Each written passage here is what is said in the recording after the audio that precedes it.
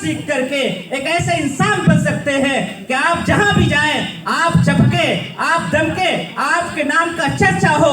तो इस जबान की ऐसी ताकत है कि आप चाहे राइटर हो, चाहे शायर हो, चाहे नेता हो, अगर आपको बेहतरीन उर्दू बोलना आता है, बेहतरीन उर्दू लिखना आता है, तो आप यकीन जानिए किसी जबान के सीखने की जरूरत नहीं है।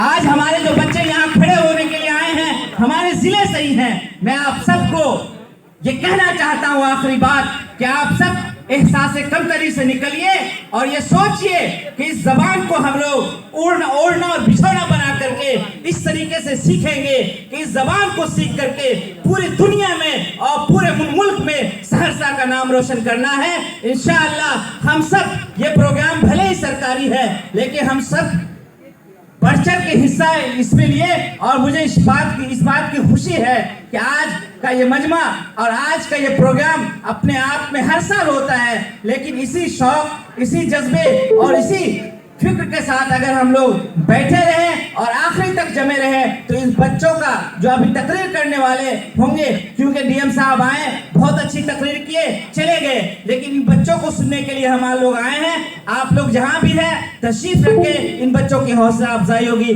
बहुत बहुत शुक्रिया।